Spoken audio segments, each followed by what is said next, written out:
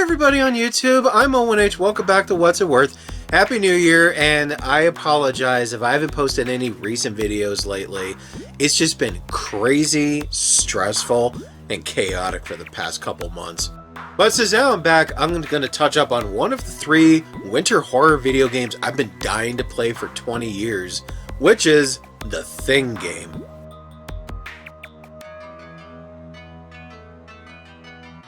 Taking place shortly after the 1982 cult classic, you play as Captain J.F. Blake, sent to investigate mysterious incidents at both Outpost 31 and their Norwegian outpost, but uncover a startling conspiracy that could threaten the future of humanity. I remember playing this game when I was like 10 years old at a friend of mine's house, and it freaked me out so bad I had to step away from their computer. And ever since then, I've been trying to get this game, and nobody sold it anywhere. And then, of course, I saw it on Amazon. Now, I tried to get the original Xbox version because I wanted to play it like the way I remembered playing it as a kid. But twice I ordered this game, and both times I've had problems. The first time, it got canceled by the seller, and the second time, I did get it, but when I opened up the package, the disc was nearly broken in half because of how the seller packed it into this flimsy backside of a DVD case, and boy was I pissed. News is I returned it through Amazon and they reimbursed me, which they're awesome. So I just decided to get the remastered version for the Switch. And was the game worth it? Kinda.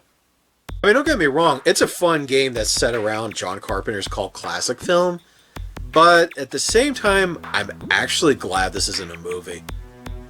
The game's weakest point would be the storyline, which is kind of a shame because the first half has got the John Carpenter vibe that everybody wants, and it was really enjoyable. But then all of a sudden, the story tilts in the weirdest direction I've ever seen, where you start picking up these vibes that's like this freakish fusion of like Resident Evil and the X-Files, and you're like, what the hell is going on here? It's like the kind of crap you expect from the Sci-Fi Channel.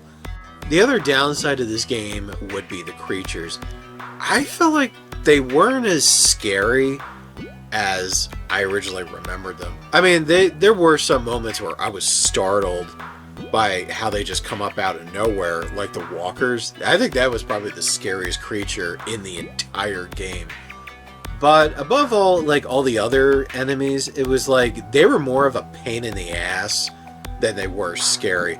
And when they drain your flamethrower bone dry, and then you have no fire grenades, it's like you have nothing flammable to set them on fire, and you're like, ugh.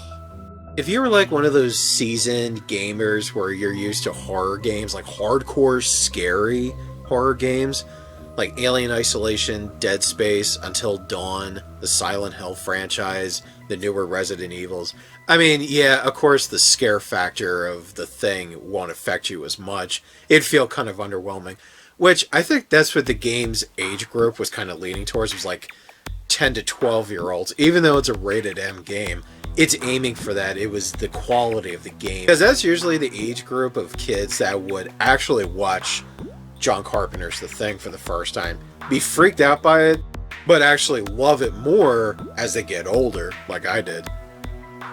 Now you gotta remember, the Thing game, this was made back in the early 2000s, and video games back then, they weren't really advanced. They had to work with the limited technology that they had, where they're not like today's games. When they were remastering the game, I was kind of worried that they were going to change too much of it and update it to where it doesn't feel like the old game. But the good news is I did play it, and it is exactly like the game that I remember playing. Really what they did was they took the old game and just gave it a polish. You know, it's like the environment's more detailed, it's a bit more atmospheric, they have color filters, which you could turn it off if you want, to kind of give it a moodier, colder, harsher atmosphere. The characters have a smoother texture, they're more detailed, and same with the creatures. But though I felt like the creatures could have been updated to where they were scarier. It's like, you know, for what it was still enjoyable, and I'm actually glad it was still the same game. It just looks slightly different, that's all. The aspect of the gameplay that I wasn't too crazy about was how short it felt. I mean, the fact that I was able to brace through each level with little or no problems except dying a few times, and the fact that I beat it within like 5 days, I just felt a little gypped. I was like, really? I was kind of expecting the game to be a little bit more challenging, a bit longer, but oh well. And yes, in the remaster version, they did incorporate elements from the 2011 prequel, in which when you get to the Norwegian camp, you come across a signpost that says the Thule Station, which is the Norwegian station from the film, and when you come across the dead radio operator that MacReady and the Doc would find later, trophy achievement notification reads Colin's Fate, which that's the name of the operator in the 2011 film. I know a lot of people weren't huge fans of the 2011 movie. Me, I thought it was okay. I reviewed it before. But apparently with the remaster version, they're like, well, you know what? The 2011 movie is part of the lore. You don't like it? That's just tough. I thought it was really cool that the scientist character, Dr. Faraday, they modeled him after John Carpenter. Supposedly he was also doing the voiceover of that character, but I don't believe it because I didn't see his name in the credits. Also, the villain of the game, Colonel Whitley, he's voiced over by William B. Davis, who we all know as the Smoking Man from the X-Files. The game, there were concepts that I think that the game would have been far better off without. In the game, your protagonist character, Blake, he is somehow immune to the Thing virus, and they somehow managed to create a cure against the Thing. And it's like, that makes no sense. Because in the Carpenter film, they basically established that this microorganism is far beyond human understanding, and this was something that we couldn't control, we couldn't contain, we couldn't predict, we don't even know what it is. And when they did that, it kind of undermined what Carpenter established, which is why scientists came to the conclusion that they need to kill this thing because they don't know what to do with it. And the game sort of contrasted that. That, and it was the cartoonish concept that Whitley was trying to weaponize it, and he thinks that he could use the Thing virus to enhance the human race and that he can control it. I agree with a lot of people that the government, some shadowy government organization that works outside the books, some kind of umbrella corporation knockoff, I mean, that shit should be left out of the Thing completely.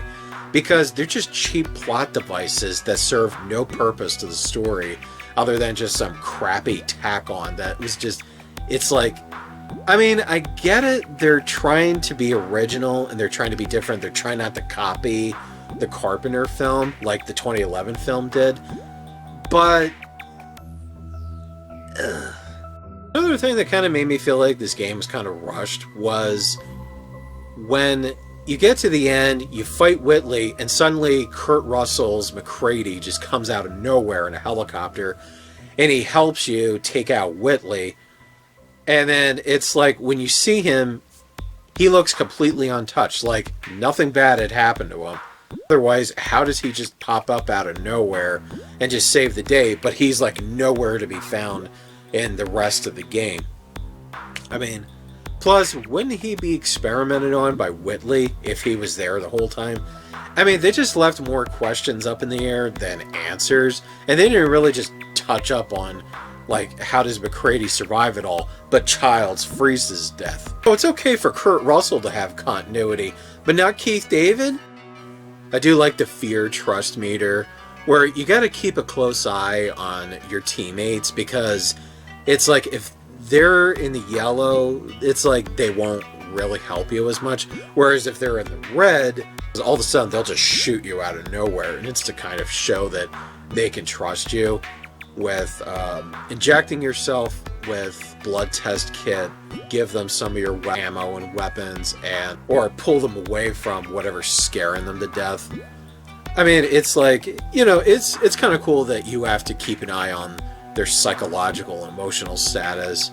I also love the exposure meter, where you can't be outside for long periods of time, so you have to find shelter as quickly as possible, especially if you're reaching near the end. And it does have that quality where you got to be very careful with who you're trusting, because one of those characters could be the Thing. You just don't know it yet. Though it is a bummer that those characters are scripted, whether or not they are the Thing. The worst part is when you get a whole platoon of personnel to try and help you, and they're scripted to just all die from an explosion anyway. And you go, really? So yeah, the game does have its good qualities on top of some qualities that kind of brings it down a little bit. Mostly it's because of the story. So where do I rate the Thing?